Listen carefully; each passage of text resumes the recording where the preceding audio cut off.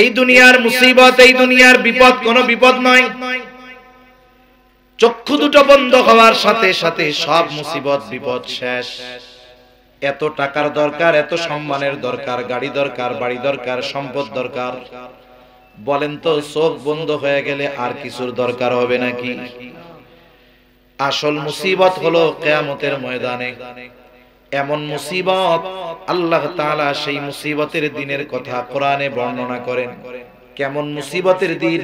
আমার আগেও হযরত একটু টাচ দিয়ে গেছে যে বিবস্ত্র অবস্থায় মানুষ উঠবে, কেউ কারো দিকে তাকানোর বিষয়টা চিন্তাও করবে না। এই দুনিয়ায় যেই মানুষগুলো আমার আপনার আপন, মা বাবা, সন্তান সন্ততি, বন্ধু, যা বলেন না কেন, কিয়ামতের দিন কেউ আমার আপনার সামনে আসতে চাইবে না। আল্লাহ তাআলা কোরআনুল কারীমের মধ্যে বলেন, ইয়াউমা ইয়াফিরুল মারউ মিন আখিহি ওয়া উম্মিহি ওয়া আবিহি ওয়া সাহিবাতিহি ওয়া বানিহি লিকুল্লি ইমরিইম মিনহুম ইয়াউমা ইযিন শা'নুন ইউগনি। আল্লাহ তাআলা বলেন, কিয়ামতের দিন ভাই ভাইয়ের থেকে পলায়ন করবে, ওয়া উম্মিহি ওয়া আবিহি, পিতামাতার থেকে পলায়ন করবে, ওয়া সাহিবাতিহি ওয়া বানিহি, স্ত্রী সন্তানদের থেকে পলায়ন করবে। সেই দিন প্রত্যেকটা মানুষ নিজের চিন্তায় বিভোর থাকবে, চিন্তিত থাকবে। আমার আপনার নবীজিও ওই দিন চিন্তিত থাকবেন, তবে সবাই নিজের জন্য চিন্তিত থাকবে, আর আমার আপনার নবী তার উম্মতের জন্য চিন্তিত থাকবে। নবীজি এতটা চিন্তিত থাকবেন, তিনি এক জায়গায় স্থির থাকবেন না। নবীজি একবার দৌড়িয়ে চলে যাবেন হাউজে কাউসারের কাছে, না জানি তার কোন উম্মত পানি মাহরুম হয়ে যায়। আর একবার দৌড়ায় চলে যাবেন পুলসিরাতের কাছে, না জানি তার কোন উম্মত পুল পাড়ি দিতে ব্যর্থ হয়ে যায়। আর একবার দৌড়ায় নবীজি চলে যাবেন মিজানের কাছে, না জানি তার কোন উম্মত ওজনে ধরা পড়ে যায়। আর একবার চলে যাবেন জাহান্নামের কাছে, না জানি কোন উম্মতকে জাহান্নামে দিয়ে দেওয়া হয়। আবার যখন উম্মতের জন্য সুপারিশের দরকার, নবীজি আল্লাহ তাআলার কাছে এসে সুপারিশ করবে। শুধু তাই না, হাসরের ময়দানে সব নবী জান্নাত অভিমুখে রওনা হয়ে যাবে। বিচার কার্য শেষ। বিচার কাজ শেষ হওয়ার পরে হয় আপিল। আপিল কোন সময় হয়? যখন রায় ঘোষণা হয়, এরপরেই না আপিল হয়। বিচার কাজ শেষ হওয়ার পরে আপিল হয়। এখন বিচার শেষ, ফয়সালা শেষ, সব নবী জান্নাত অভিমুখে রওনা হয়ে যাবে, জান্নাতের দরজায় পৌঁছায় যাবে। তবে জান্নাতের দরজা খোলা হবে না, বন্ধ। জিজ্ঞাসা করা হবে, কি ব্যাপার, জান্নাতের দরজা খোলা হয় না কেন? বলে, যিনি আসলে খোলা হবে তিনি আসেন নাই। তিনি কোথায়? বলে, এখনো হাসরের ময়দানে আছে। কি করে? বলে, উম্মতের মাগফিরাতের চিন্তায় তিনি বিভোর। আল্লাহ তাআলা আমার আপনার নবীর হৃদয়কে উম্মতের জন্য এত ভালোবাসা দিয়ে ঢেলে দিয়েছেন, ওই কঠিন হাসরের ময়দানে আমার আপনার নবী ততক্ষণ জান্নাত অভিমুখে রওনা হবে না, যতক্ষণ না তার ওই উম্মত, যার মধ্যে যারা পরিমাণ ঈমানও আছে, ওই ব্যক্তির ব্যাপারে যতক্ষণ জান্নাতের নিশ্চয়তা নবী না পাবেন, ততক্ষণ নবী নিজে জান্নাতের দিকে রওনা হবে না। আল্লাহ তাআলা বলেন, মুমিনদের উপর আল্লাহ তাআলার বিশেষ অনুগ্রহ, ইয বাআসা ফীহিম রাসূলাম মিন আনফুসিহিম, যে তিনি তাদের মধ্য থেকে তাদের জন্য একজন রাসূল প্রেরণ করেছেন। তাহলে মুমিনদের মধ্য থেকে মুমিনদের জন্য একজন রাসূল প্রেরণ করেছেন, এটা মুমিনদের জন্য বিশেষ এক অনুগ্রহ। কেন বিশেষ অনুগ্রহ? আমি ওই দিকে আর যাব না। আল্লাহ তাআলা বললেন, মুমিনদের জন্য এই রাসূল, এই নবী হলেন বিশেষ অনুগ্রহ, তবে তিনি গোটা সৃষ্টি জগতের জন্যই রহমত। তবে মুমিনদের জন্য তিনি স্পেশালিটি, স্পেশাল অনুগ্রহ। আল্লাহ তাআলা এই জন্য কোরআনুল কারীমের আরেক জায়গায় বলেন, ওয়ামা আরসালনাকা ইল্লা রাহমাতাল লিল আলামিন। আল্লাহ তাআলা বলেন, আমি আপনাকে জগৎ সমূহের জন্য রহমত হিসাবে প্রেরণ করেছি। আলম এক বচন, আলামিন বহু বচন, তার মানে জগৎ একটা নয়, বহু জগতের স্রষ্টা হলেন আল্লাহ। আল্লাহ তাআলা বহু জগৎ সৃষ্টি করেছেন। আল্লাহ তাআলা যত জগৎ সৃষ্টি করেছেন সব জগতের জন্য হলেন রহমত। মুহাম্মাদুর রাসূলুল্লাহ সাল্লাল্লাহু আলাইহি ওয়াসাল্লাম। আবার পবিত্র কোরআনুল কারীমের সর্বপ্রথম সূরা, সবচাইতে যেই সূরার তিলাওয়াত বেশি হয়, প্রতি ওয়াক্তের প্রতি রাকাত নামাজে সূরা ফাতিহা লাগে। তবে ইমামের পেছনে যখন নামাজ পড়ি, ইমামের কেরাত, মুসল্লির কেরাত ইমাম পড়ে, একা যখন পড়ি প্রত্যেক রাকাতে নিজে সূরা ফাতিহা পড়ি। সূরা ফাতিহার শুরুতেই আমরা বলি আলহামদুলিল্লাহি রাব্বিল আলামিন। সূরা ফাতিহার শুরুতেই বলি আলহামদুলিল্লাহ, সকল প্রশংসা আল্লাহর জন্য। কে আল্লাহ? একটু বিশ্লেষণ করে আল্লাহই জবাব দেন, সকল প্রশংসা আল্লাহর জন্য, যিনি জগৎ সমূহের রব। যত জগৎ আছে সব জগতের প্রতিপালক রব হলেন আল্লাহ, আর যত জগৎ আছে সব জগতের রহমত হলেন মুহাম্মাদুর রাসূলুল্লাহ। গোটা কুল কায়নাতের সৃষ্টি জগতের এমন একটা ইঞ্চি জায়গাও নাই যেই জায়গার রব আল্লাহ তাআলা নয়। আছে এরকম একটা জায়গা যে আপনাদের এলাকায় 1 ইঞ্চি জায়গা আছে, এই ইঞ্চি জায়গার মালিক আল্লাহ না? এরকম আছে? যেমন গোটা সৃষ্টি জগতের রব আল্লাহ, গোটা সৃষ্টি জগতের রহমত হলেন মুহাম্মাদুর রাসূলুল্লাহ। এই জন্য নবী রহমাতুল লিল আলামিন হওয়ার কারণে গোটা সৃষ্টি জগতের সব সৃষ্টি উপকৃত হয়। কাফেররাও নবীজির কারণে উপকৃত হয়েছে। তাদের পাপাচার, অনাচার, অবাধ্যতার কারণে নবীজির কারণেই নগদে শাস্তি আসে নাই। সহিহ মুসলিমের থেকে একটা ঘটনা শোনাই আপনাদের। আবু জেহেল একদিন নবীজির সামনে আসছে, নবীজিকে শোনায় শোনায় আল্লাহ তাআলার কাছে দোয়া করতেছে। নবীজিকে শোনায় বলতেছে, আল্লাহ আপনি যদি সত্যই এই কোরআন মুহাম্মাদের উপরে নাজিল করে থাকেন, তাহলে আমাদের উপরে পাথর বর্ষণ করেন অথবা যন্ত্রণাদায়ক শাস্তি দেন। আবু জেহেল দোয়া করে কার কাছে? জবান খুলে বলেন তো। আল্লাহ তাআলার কাছে দোয়া করে, বলে আল্লাহ আপনি যদি সত্যই কোরআন মুহাম্মাদের উপরে নাজিল করে থাকেন, তাহলে আমাদের উপরে পাথর বর্ষণ করেন অথবা যন্ত্রণাদায়ক শাস্তি দেন। প্রথম কথা হইল, আবু জেহেল কি আল্লাহকে বিশ্বাস করতো নাকি? বলে হ্যাঁ। আমি বলি না। আল্লাহকে যে বিশ্বাস করতো, এই বিষয়টা আল্লাহ তাআলা কোরআনুল কারীমের অনেক জায়গায় বলেন। আল্লাহ তাআলা বলেন, ওয়ালা ইন সাআলতাহুম মান খালাকাস সামাওয়াতি ওয়াল আরদা লা ইয়াকুলুনাল্লাহ। আল্লাহ বলেন, আপনি যদি মক্কার মুশরিকদেরকে জিজ্ঞাসা করেন মান খালাকাস সামাওয়াতি ওয়াল আরদ, আসমান এবং জমিনের স্রষ্টাকে যদি মক্কার মুশরিকদেরকে জিজ্ঞাসা করেন, এই জবাবে মক্কার মুশরিকেরা তাদের দেবদেবীদের কথা বলবে না। কি বলবে? আল্লাহ তাআলা দুইটা তাকিদ যোগ করে বলেন, লা ইয়াকুলুনাল্লাহ, অবশ্যই অবশ্যই তারা বলবে আসমান জমিনের স্রষ্টা হলেন আল্লাহ। আল্লাহ তাআলা আরেক জায়গায় বলেন, ওয়ালা ইন সাআলতাহুম মান নাযালা মিনাস সামাই মাআন ফাআহইয়া বিহিল আরদ বা'দা মাউতিহা লা ইয়াকুলুনাল্লাহ। আপনি যদি তাদের কাছে জানতে চান, জিজ্ঞাসা করেন মান নাযালা মিনাস সামাই মাআ, কে আসমান হতে পানি বর্ষণ করে? শুধু তাই না, বর্ষিত এই পানির দ্বারা কে মৃত জমিনকে পুনরায় পুনরুজ্জীবিত করে? অর্থাৎ ফসল চাষাবাদের অনুপযুক্ত জমিন, ফেটে চৌচির হয়ে যাওয়া জমিন কে পানি বর্ষণের মাধ্যমে ফসল উৎপাদনের উপযুক্ত করে তোলে, ওরা ওদের দেবদেবীদের কথা বলবে না। কি বলবে? আল্লাহ তাআলা দুইটা তাকিদ যোগ করে বলেন, আপনার এই প্রশ্নের জবাবে তারা কি বলবে? লা ইয়াকুলুনাল্লাহ, তারা বলবে অবশ্যই অবশ্যই এইগুলো যিনি করেন তিনি কে?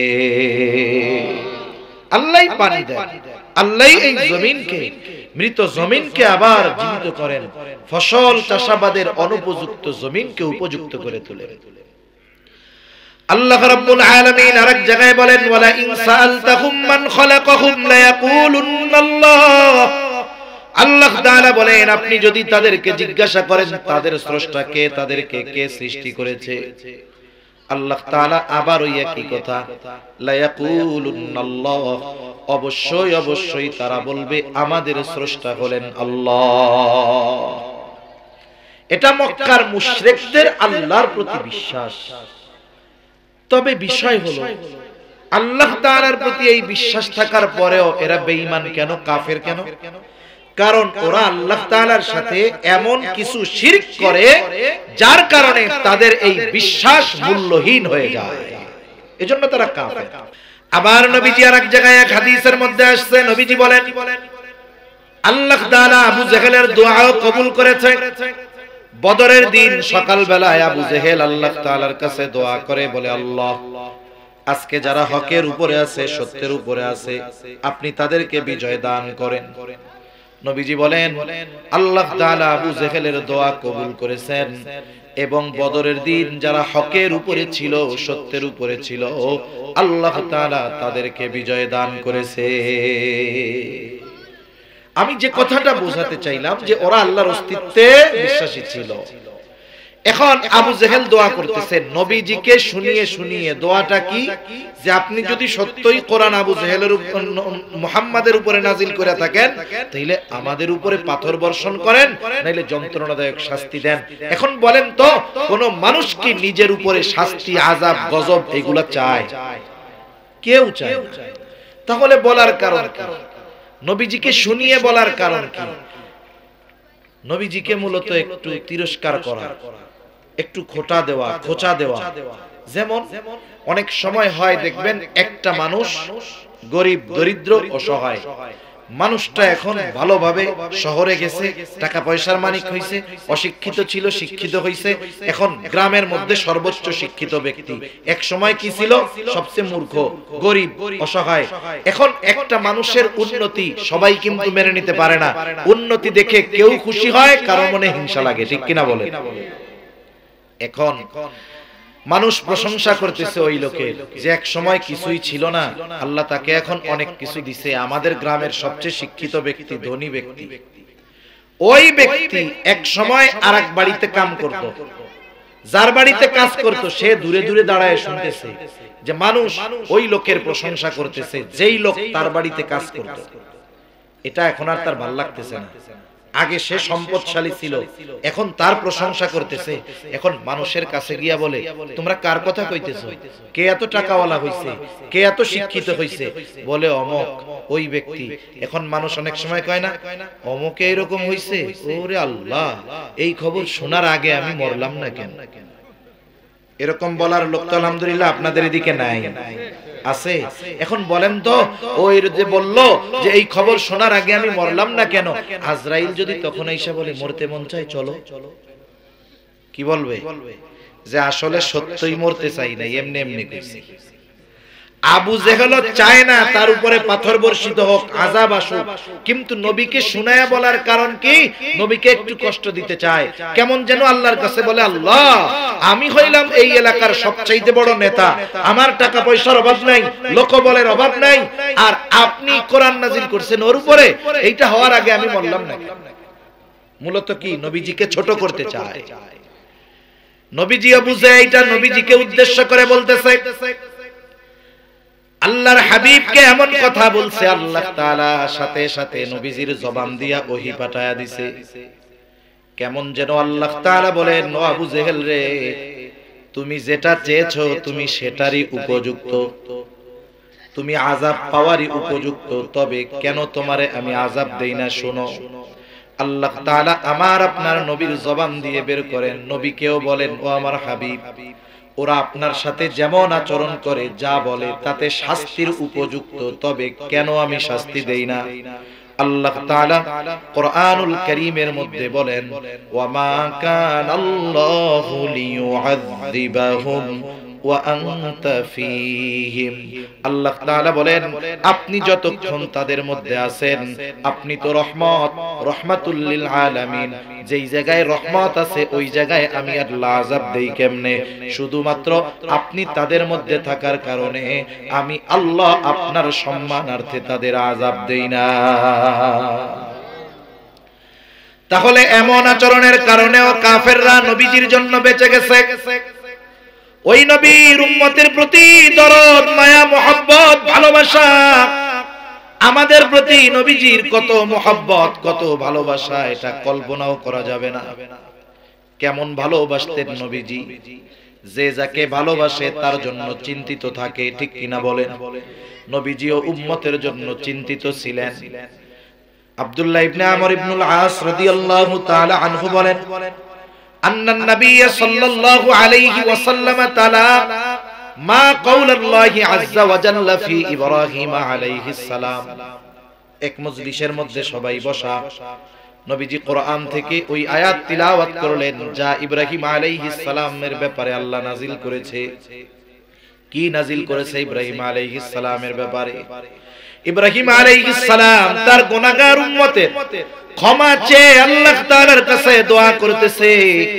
কি দোয়া?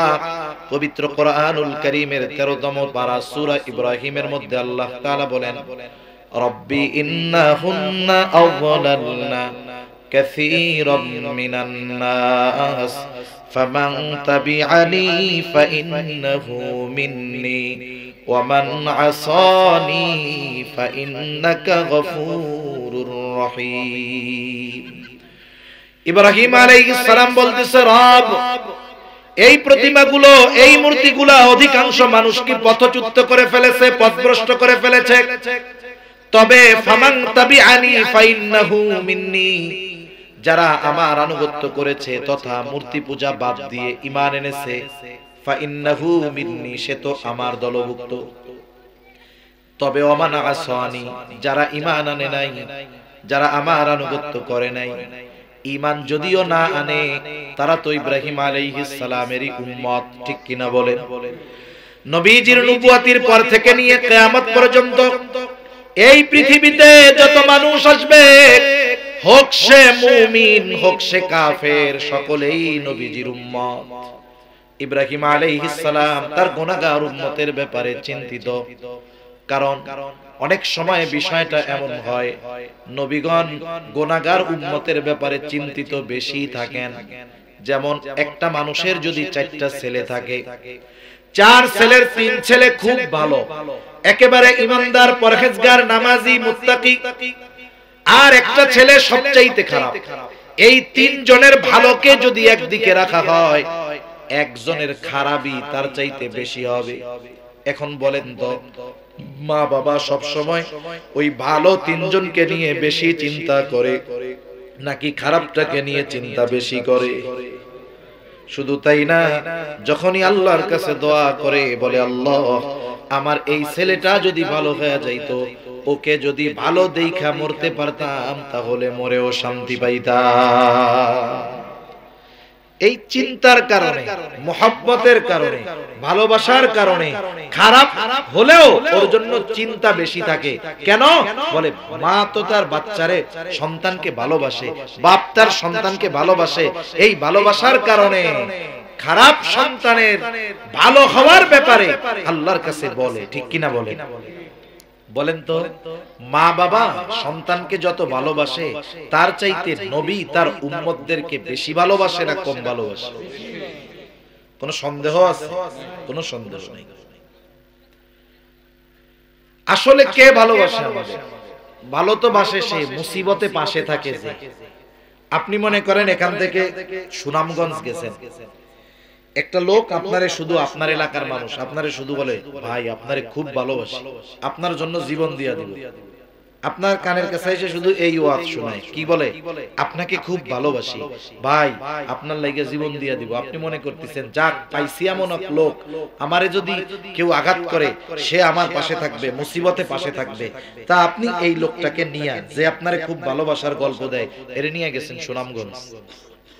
সুনামগঞ্জ বাজারে শহরে গেছেন, যে কোনো একটা অনাকাঙ্ক্ষিত ঝামেলা হয়ে গেছে, আপনি একটা মুসিবতে পড়ে গেছেন। মুসিবতে পড়লে কাছে থাকবে কে? যে সবচেয়ে বেশি ভালোবাসে, ঠিক না? আপনি চিন্তা করতেছেন মুসিবতে তো পড়ছি, আমি তো একা না, সাথে আমার বন্ধুও আছে, ঠিক না? আপনি বন্ধুর সাহায্যের আশায় ডাইনে তাকায় দেখেন, বামে তাকায় দেখেন, পিছে তাকায় দেখেন, বন্ধু হাওয়া হয়ে গেছে। একটু আগে যে আপনারে বলছে আপনার জন্য জীবন দিতে তৈয়ার, এরই খবর নেই। এখন এই মুসিবত থেকে কোনো মতে বেঁচে বাড়িতে আসছেন, মোটরসাইকেল থেকে যেই নামছেন ওই লোক দৌড়ে এসে হাজির, ভাই আপনারে খুব ভালোবাসি। আপনি এখন এর কি করবেন বলেন না? হাদিয়া দিবেন? হাদিয়া দিবেন হলো থাপ্পড় দিবেন, জুতার পিটা দিবেন, বলবেন চিটিংবাজ, মিথ্যুক, প্রতারক, বাটপার, তুই যদি সত্যি আমাকে ভালোবাসতি তাইলে ওই বিপদে যখন পড়ছি সব চলে গেলেও তুই আমার পাশে থাকবি, ঠিক কিনা বলেন? এই দুনিয়ার মুসিবত, এই দুনিয়ার বিপদ কোনো বিপদ নয়। চক্ষু দুটো বন্ধ হওয়ার সাথে সাথে সব মুসিবত বিপদ শেষ। এত টাকার দরকার, এত সম্মানের দরকার, গাড়ি দরকার, বাড়ি দরকার, সম্পদ দরকার, বলেন তো চোখ বন্ধ হয়ে গেলে আর কিছুর দরকার হবে নাকি? আসল মুসিবত হলো কিয়ামতের ময়দানে। এমন মুসিবত আল্লাহ তাআলা সেই মুসিবতের দিনের কথা কোরআনে বর্ণনা করেন। কেমন মুসিবতের দিন? আমার আগেও হযরত একটু টাচ দিয়া গেছে যে বিবস্ত্র অবস্থায় মানুষ উঠবে, কেউ কারো দিকে তাকানোর বিষয়টা চিন্তাও করবে না। এই দুনিয়ায় যেই মানুষগুলো আমার আপনার আপন, মা বাবা, সন্তান সন্ততি, বন্ধু, যা বলেন না কেন, কিয়ামতের দিন কেউ আমার আপনার সামনে আসতে চাইবে না। আল্লাহ তাআলা কোরআনুল কারীমের মধ্যে বলেন, ইয়াউমা ইয়াফিরুল মারউ মিন আখিহি ওয়া উম্মিহি ওয়া আবিহি ওয়া সাহিবাতিহি ওয়া বানিহি লিকুল্লি ইমরিইম মিনহুম ইয়াউমা ইযিন শা'নুন ইউগনি। আল্লাহ তাআলা বলেন কিয়ামতের দিন ভাই ভাইয়ের থেকে পলায়ন করবে, ওয়া উম্মিহি ওয়া আবিহি, পিতামাতার থেকে পলায়ন করবে, ওয়া সাহিবাতিহি ওয়া বানিহি, স্ত্রী সন্তানদের থেকে পলায়ন করবে। সেই দিন প্রত্যেকটা মানুষ নিজের চিন্তায় বিভোর থাকবে, চিন্তিত থাকবে। আমার আপনার নবীজিও ওই দিন চিন্তিত থাকবেন, তবে সবাই নিজের জন্য চিন্তিত থাকবে, আর আমার আপনার নবী তার উম্মতের জন্য চিন্তিত থাকবে। আপনাদের মনে হয় কষ্ট হইতেছে, তাই না? ঘুম আসতেছে? বেশি সময় না, আমি শেষ করে দিব। একটু উঠা বসা না করে বসেন, আমি বেশি সময় আর কষ্ট দিব না। এমনিও ঠান্ডাও আছে, কুয়াশাও মনে হয় পড়তেছে, পানি তো টপ টপ করে পড়তেছে এই জায়গায়। তা ওই দিন নবীজি উম্মতের ব্যাপারে চিন্তিত থাকবেন। নবীজি এতটা চিন্তিত থাকবেন, তিনি এক জায়গায় স্থির থাকবেন না। নবীজি একবার দৌড়িয়ে চলে যাবেন হাউজে কাউসারের কাছে, না জানি তার কোন উম্মত পানি পানে মাহরুম হয়ে যায়। আর একবার দৌড়ায় চলে যাবেন পুলসিরাতের কাছে, না জানি তার কোন উম্মত পুল পাড়ি দিতে ব্যর্থ হয়ে যায়। আর একবার দৌড়ায় নবীজি চলে যাবেন মিজানের কাছে, না জানি তার কোন উম্মত ওজনে ধরা পড়ে যায়। আর একবার চলে যাবেন জাহান্নামের কাছে, না জানি কোন উম্মতকে জাহান্নামে দিয়ে দেওয়া হয়। আবার যখন উম্মতের জন্য সুপারিশের দরকার, নবীজি আল্লাহ তাআলার কাছে এসে সুপারিশ করবে। শুধু তাই না, হাসরের ময়দানে সব নবী জান্নাত অভিমুখে রওনা হয়ে যাবে। বিচার কার্য শেষ। বিচার কাজ শেষ হওয়ার পরে হয় আপিল। আপিল কোন সময় হয়? যখন রায় ঘোষণা হয়, এরপরেই না আপিল হয়। বিচার কাজ শেষ হওয়ার পরে আপিল হয়। এখন বিচার শেষ, ফয়সালা শেষ, সব নবী জান্নাত অভিমুখে রওনা হয়ে যাবে, জান্নাতের দরগড়ায় পৌঁছায় যাবে। তবে জান্নাতের দরজা খোলা হবে না, বন্ধ। জিজ্ঞাসা করা হবে কি ব্যাপার, জান্নাতের দরজা খোলা হয় না কেন? বলে যিনি আসলে খোলা হবে তিনি আসেন নাই। তিনি কোথায়? বলে এখনো হাসরের ময়দানে আছে। কি করে? বলে উম্মতের মাগফিরাতের চিন্তায় তিনি বিভোর। আল্লাহ তাআলা আমার আপনার নবীর হৃদয়কে উম্মতের জন্য এত ভালোবাসা দিয়ে ঢেলে দিয়েছেন, ওই কঠিন হাসরের ময়দানে আমার আপনার নবী ততক্ষণ জান্নাত অভিমুখে রওনা হবে না যতক্ষণ না তার ওই উম্মত যার মধ্যে যারা পরিমাণ ঈমানও আছে ওই ব্যক্তির ব্যাপারে যতক্ষণ জান্নাতের নিশ্চয়তা নবী না পাবেন ততক্ষণ নবী নিজে জান্নাতের দিকে রওনা হবে না। অথচ হাসরের ময়দানে মানুষ কি বলবে জানেন? মানুষ বলবে, আল্লাহ আপনি দুনিয়ার সব মানুষকে জাহান্নামে দিয়ে হলেও আমারে আপনি জান্নাত দিয়ে দেন। মানে আমাকে জান্নাত দেওয়ার বিনিময়ে আপনি দুনিয়ার সব মানুষকে জাহান্নাম দিয়ে দেন, তাও আমারে আপনি মাফ করে দেন। ওই কঠিন দিন বাপ চিনবে না, মা চিনবে না, কিন্তু ওই নবী তার উম্মতকে ভুলবে না। সুবহানাল্লাহ। সেই জন্য সব নবী তার উম্মতকে ভালোবাসে। ইব্রাহিম আলাইহিস সালামও ভালোবাসে। ইব্রাহিম আলাইহিস সালাম আল্লাহর কাছে বলতেছে, ওয়া মান আসানি ফাইন্নাকা গফুরুর রহিম। যারা যে আমার আনুগত্য করে নাই, কেমন যেন বলে আল্লাহ ও তো আমার উম্মত, আর আপনি তো গফুর, আপনি তো রহিম। আপনি যদি চান আমার ওই গুনাহগার উম্মতটাকেও আপনি মাফ করে দিতে পারে। মূলত মাপ চাইতেছে উম্মতের জন্য। وقال عيسى عليه السلام إن تعذبهم فإنهم عبادك وإن تغفر لهم فإنك أنت العزيز الحكيم। ঈসা আলাইহিস সালাম আল্লাহর কাছে বলে, ইন তুআযিবহুম ফাইন্নাহুম ইবাদুক, আয় আল্লাহ আপনি যদি তাদেরকে শাস্তি দেন তারা তো আপনারই বান্দা। ওয়া ইন তাগফির লাহুম, আর যদি আপনি তাদেরকে maaf করে দেন, ফাইন্নাকা আনতাল আজিজ, আপনি হলেন মহাপরাক্রমশালী, আপনি হলেন হাকিম, মহাপ্রজ্ঞাময়। তার মানে ঈসা আলাইহিস সালাম কেমন যেন বলে, আল্লাহ আপনি যেহেতু মহাপরাক্রমশালী, আপনার গুনাহগার বান্দা আমার উম্মত গুলারে যদি আপনি maaf করে দেন, কেউ আপনার কাছে জবাবদিহিতা চাইবে না। আয় আল্লাহ আপনি আমার গুনাহগার উম্মত আপনার বান্দা গুলারে maaf করে দেন। মূলত ঈসা আলাইহিস সালাম তার গুনাহগার উম্মতের জন্য আল্লাহর কাছে maaf চাইতেছে। নবীজি এই দুই আয়াত তিলাওয়াত করেছেন। যখন তিনি দুই নবীর তার গুনাহগার উম্মতের ব্যাপারে দোয়া এই আয়াতগুলো তিলাওয়াত করলেন, এইবার নবীজির অন্তরের মধ্যে তার গুনাহগার উম্মতের মহব্বত, ভালোবাসা, দরদ উতলায়া উঠলো। নবীজি কি করবেন, কি করলেন? বর্ণনাকারী বলেন, ফারাফা ইয়াদাইহি, দুই হাত তিনি উঁচু করলেন। وقال اللهم উম্মতি উম্মতি, দুই হাত উঁচু করে বলতে লাগলেন, আল্লাহ আমার উম্মত আমার উম্মত। অবাকা, সাথে সাথে দু চোখ দিয়ে অজর জারায় পানি পড়তেছে, কান্না করতেছে। তাহলে আল্লাহর নবী কান্না করেন আর বলেন, আল্লাহ আমার উম্মত আমার উম্মত আমার উম্মত, আর কিছু বলেন না। কিন্তু কি বলতে চান? দুনিয়ার কেউ জানুক আর না জানুক, বুঝুক আর না বুঝুক, যিনি জানেন যিনি বোঝেন তিনি কে? আল্লাহ তাআলা জিবরাইল আলাইহিস সালামকে বলে, জিবরাইল যাও মুহাম্মাদের কান্নার কারণ জিজ্ঞাসা করো। জিবরাইল চলে আসছে, বলে কেন কান্না করেন? যদিও আপনার কান্নার কারণ আল্লাহ জানেন, এরপরেও তিনি আপনার মুখ থেকে শুনতে চান, জানতে চান। কথা হইল, আল্লাহ তাআলা জানার পরেও নবীর জবানে কেন শুনতে চায় আল্লাহ তো জানেই। একটা উদাহরণ দেই, তাইলে অনেক কথা হয়তো বুঝতে সহজ হবে। আমাদের অঞ্চলগুলোর মধ্যে যে মাদ্রাসাগুলো আছে, মাদ্রাসার মধ্যে ছোট ছোট বাচ্চারা পড়ে কি পড়ে না? 5-6 বছর 7 বছরের বাচ্চা পড়ে, সারা সপ্তাহ মা বাবাকে না দেখা ওইখানে থেকে থেকে পড়ে।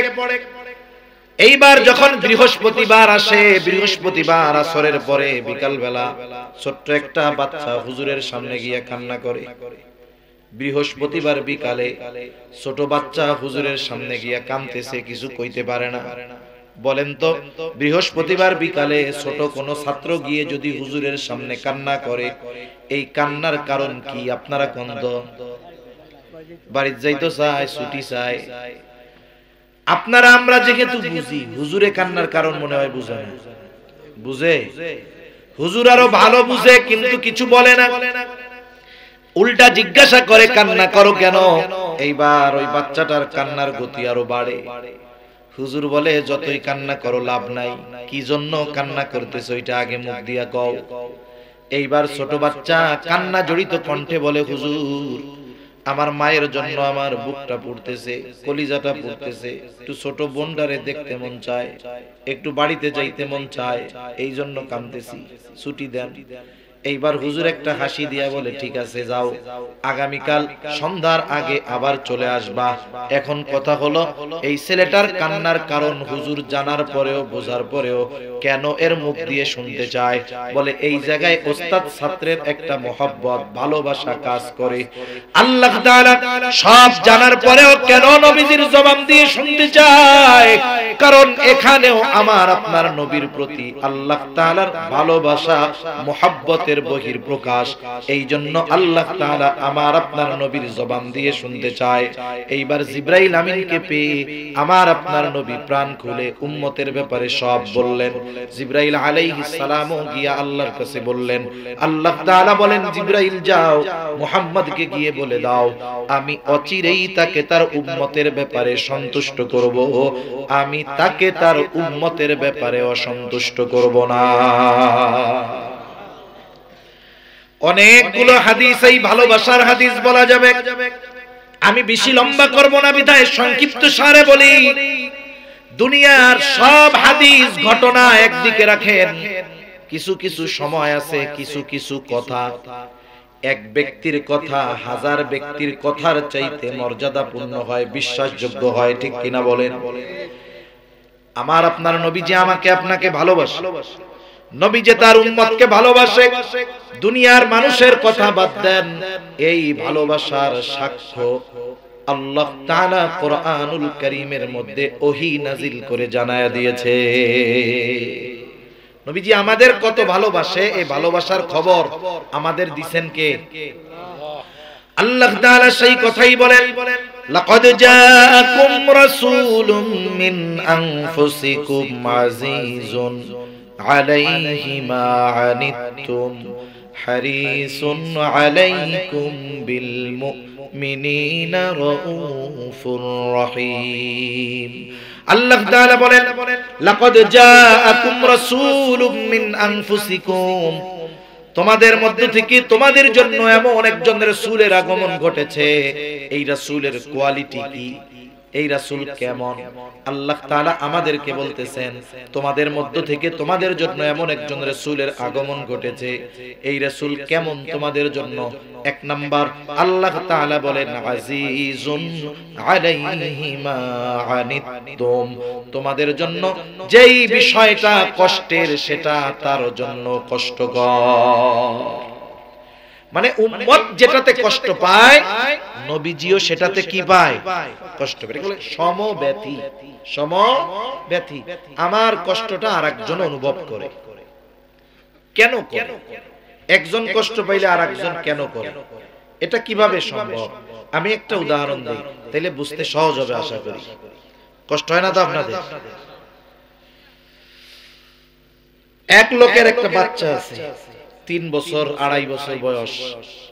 বাচ্চা যখন একবারে ছোট থাকে, বিছানায় পড়ে থাকে, 2-3 মাস বয়স, সন্তান হিসাবে তার প্রতি বাবা মার মহব্বত আছে না নাই? কিন্তু যখন একটু বড় হয়, বুলি ফুটে, মুখ ফুটে, মা মা ডাকে, আব্বু আব্বু ডাকে, বলেন তো ওই ছোটবেলার চাইতে এই বাচ্চার প্রতি এখন মহব্বত বাড়ে না কমে? অনেক বাড়ে, অনেক। এখন এক মা বাবা আপনাদের অঞ্চলেই ধরেন, ওই বাচ্চাটার বয়স 2 বছর 2.5 বছর 3 বছর, হঠাৎ করে গভীর রাতে বাচ্চাটা প্রচন্ড জ্বরাক্রান্ত হয়ে গেল। এত জ্বর, গায়ে হাত দিলে মনে হয় পুড়ে যাবে হাত, চোখ দুটো জ্বরের যন্ত্রণায় ছলছল করতেছে, কেমন যেন ফেটে বের হয়ে যাবে।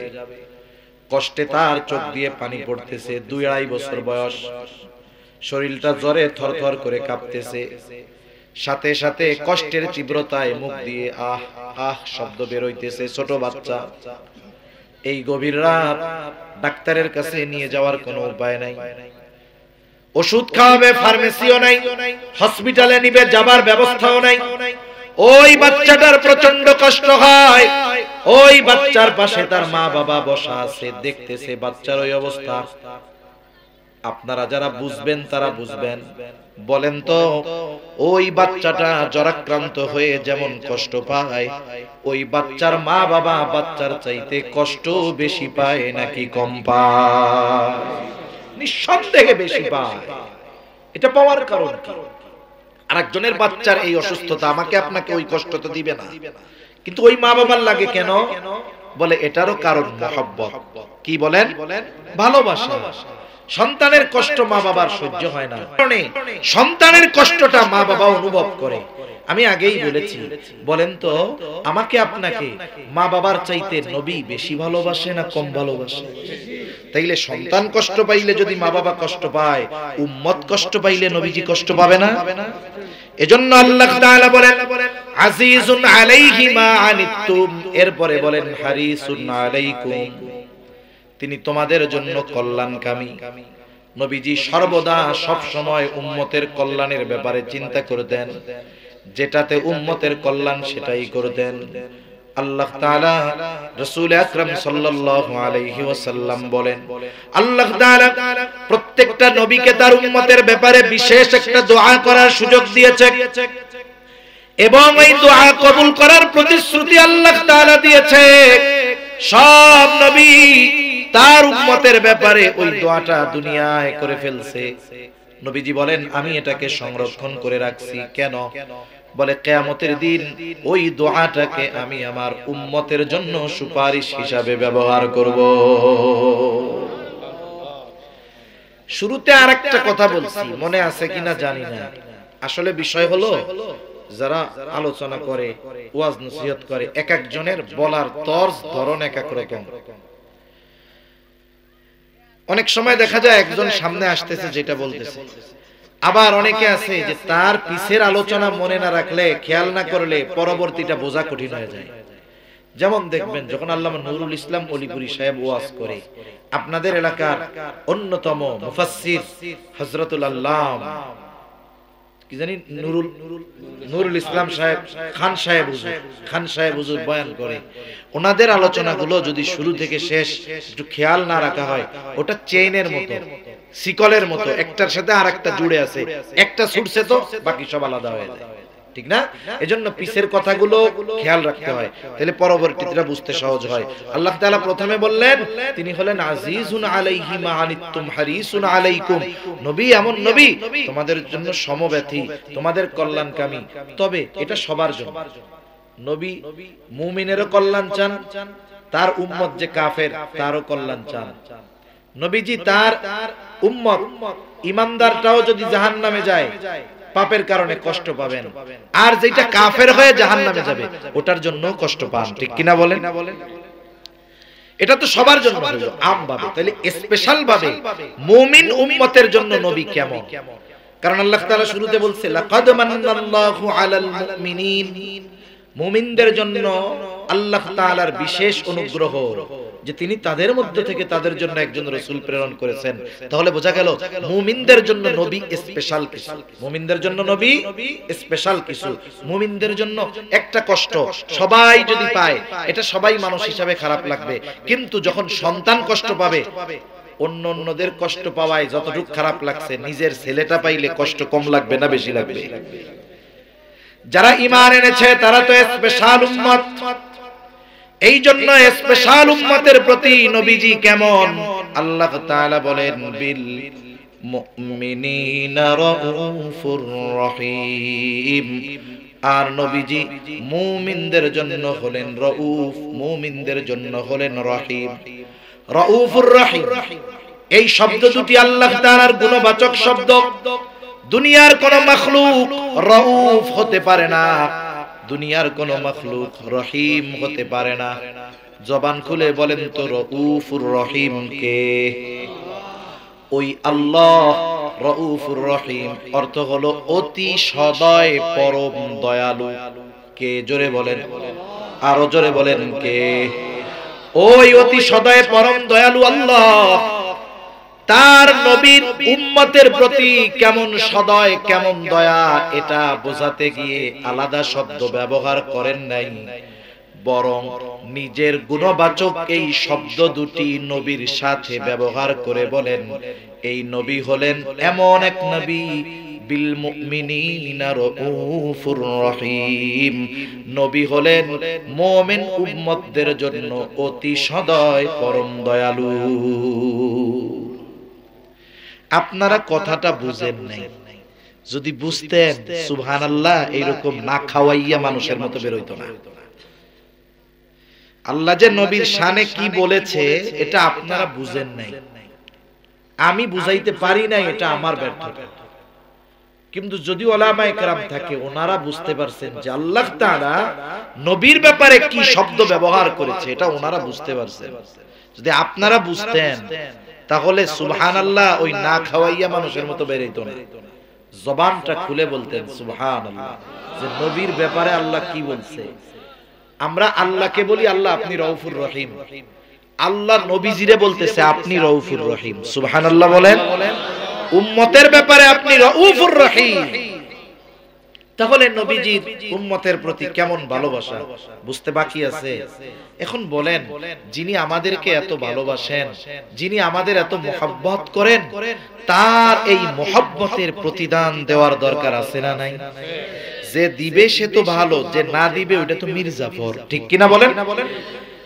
এখন নবীজি আমাদেরকে এত ভালোবাসেন, আমাদেরও নবীজিকে ভালোবাসতে হবে। নবীজি আমাকে আমার জীবনের চাইতে বেশি ভালোবাসে, আপনি আপনাকে কত ভালোবাসেন তার চাইতে নবী বেশি ভালোবাসে। নবীকেও এই জন্য আমার আপনার নিজের জীবনের চাইতে বেশি ভালোবাসতে হবে। নবীকে ভালোবাসবো কেমনে? সব সময় তো জীবন দেওয়ার সুযোগ নাই। আবু বকর নবীকে সামনে পেয়েছে, নিজের সব সম্পদ এনে নবীর সামনে রাখছে। হযরত তালহা নবীজিকে সামনে পেয়েছে, নিজের বুকটাকে নবীর জন্য কাফেরদের অস্ত্রের আঘাতে অস্ত্রের সামনে নিজের বুকটা নবীর জন্য ঢাল বানায়া দিছে। আমি আপনি নবীজিকে সামনে পাই নাই, কেমনে ভালোবাসবো? নবীজি বলেন আমাকে ভালোবাসার পদ্ধতি শোনো। নবী বলেন মান আহাব্বা সুন্নতি ফাকাদ আহাব্বানি ওয়া মান আহাব্বানি কানা মাই ফিল জান্নাহ। নবীজি বলেন যে আমার সুন্নাতকে ভালোবাসলো সে আমাকে ভালোবাসলো, আর নবীকে ভালোবাসলে লাভ কি? বলে আমার সাথে জান্নাতে থাকবে। সুবহানাল্লাহ। নবীর সাথে জান্নাতে থাকতে পারা এটা বড় সৌভাগ্যের ব্যাপার। হযরত আনাস রাদিয়াল্লাহু তাআলা আনহু বলেন, এক বেদুইন গ্রাম্য সাহাবী নবীজির কাছে এসে প্রশ্ন করতেছে, ইয়া রাসূলুল্লাহি মাতাস সাআহ, হে আল্লাহর রাসূল কিয়ামত কখন হবে, কখন আসবে? এই ব্যক্তির প্রশ্নের ভাব এমন ছিল সে কিয়ামতের জন্য প্রস্তুত, কিন্তু কিয়ামত আসতেছে না। এই জন্য নবী পাল্টা প্রশ্ন করলেন তাকে, মা আদাত্তালাহা, তুমি কিয়ামতের জন্য কি সংগ্রহ করেছো? লোকটা বলে আমি আল্লাহ এবং তার রাসূলকে ভালোবাসি। নবীজি জবাব দিলেন, আল মারউ মাআ মান আহাব্বা, যে যাকে ভালোবাসে তার সাথেই অবস্থান করবে। এইবার লোকটা বাড়ির পথে হাঁটা দিল, কথাটা শুইনা হযরত আনাস রাদিয়াল্লাহু তাআলা আনহু বলেন, আমরা নবীর মুখে এই কথাটা শ্রবণ করবার পর এত খুশি হয়েছি যে ইসলাম গ্রহণের পরে আর কোন কথায় আমরা এত খুশি হই নাই। হযরত আনাস রাদিয়াল্লাহু তাআলা আনহু বলেন, আমি আশা রাখি জান্নাতে নবীর সাথে থাকব, আবু বকর ওমর রাদিয়াল্লাহু তাআলা আনহুমার সাথে জান্নাতে থাকতে পারবো। যদিও তাদের দুইজনের মতো আমল করতে পারি নাই, কিন্তু তাদের যেহেতু মহব্বত করি, নবীকে যেহেতু সর্বোচ্চ মহব্বত করি, আশা করি জান্নাতে আমি তাদের সাথে থাকতে পারবো।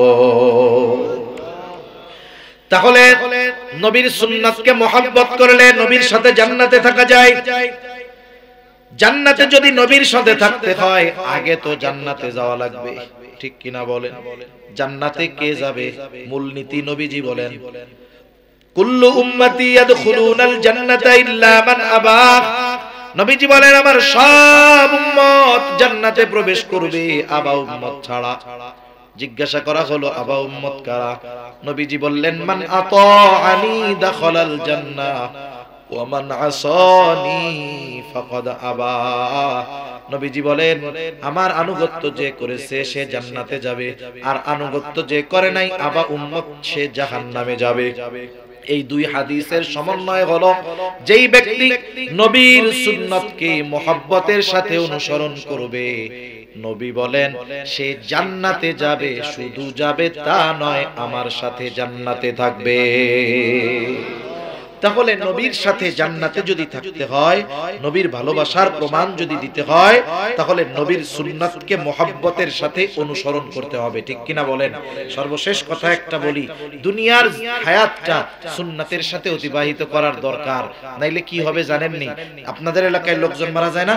লোকজন মারা যায়, মারা গেলে তাকে যখন দাফন দেওয়া হয়, তাকে যখন গোসল দেওয়া হয়, কাফন পরানো হয়, এরপরে জানাজা দেওয়া হয়, এরপরে লাশটা খাটিয়ায় নিয়ে কবরের পাশে নিয়ে যাওয়া হয়। কবরের পাশে গিয়া দুইজন কবরে নামে, দুইজন উপর থেকে নামায়া দেয়। এই লাশটা যখন কবরের মধ্যে রাখা হয়, এই সময় একটা দোয়া পড়ে, বলে কি দোয়া? বিসমিল্লাহি ওয়া আলা মিল্লাতি রাসূলিল্লাহ। কম বেশি সকলের জানা আছে, ঠিক কিনা গণ? এই দোয়ার মধ্যে কি বলে?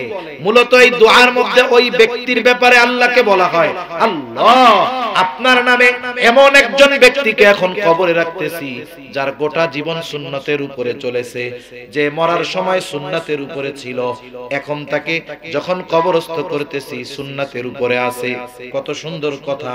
দেখা গেল এই দোয়া পড়ে যাকে কবরে রাখা হলো জীবনে সুন্নতের দ্বারের কাছে যায় নাই, না তার মুখে সুন্নত ছিল, না তার চুলে সুন্নত ছিল, না তার কর্মে সুন্নত ছিল, না তার লেবাসে সুন্নাত ছিল।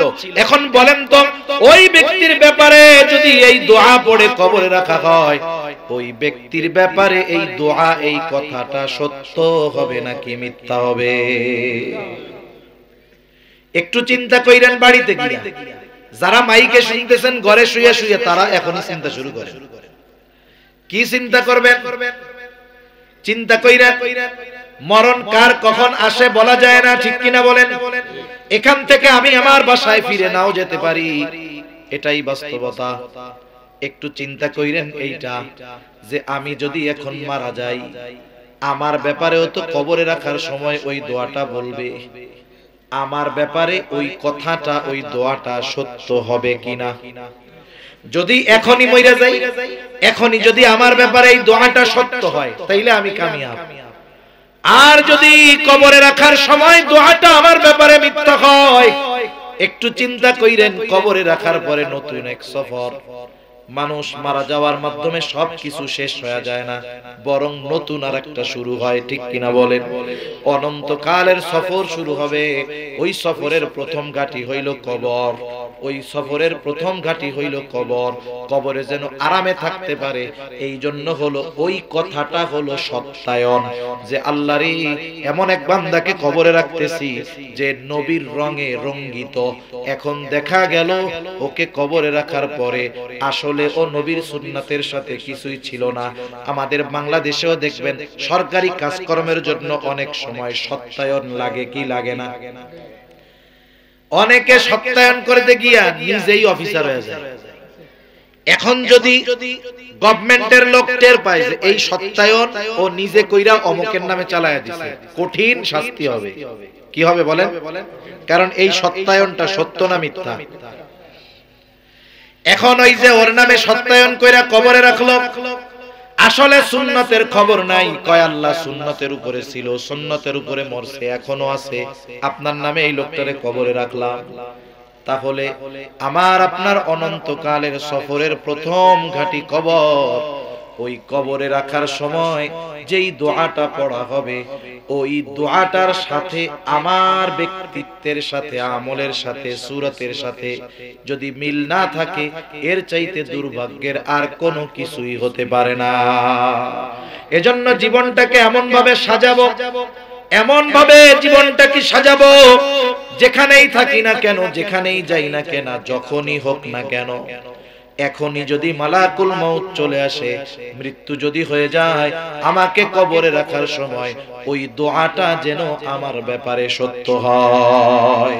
এভাবে যদি জীবন সাজাতে পারি, ওই জীবন তাহলে দুনিয়ায়ও কামিয়াব, আখিরাতেও কামিয়াব। আল্লাহ তাআলা আমাদের সকলকে নবীজির আমাদের প্রতি এই মুহাব্বতকে অনুধাবন করার তৌফিক দান করুন। সকলে বলি আমিন।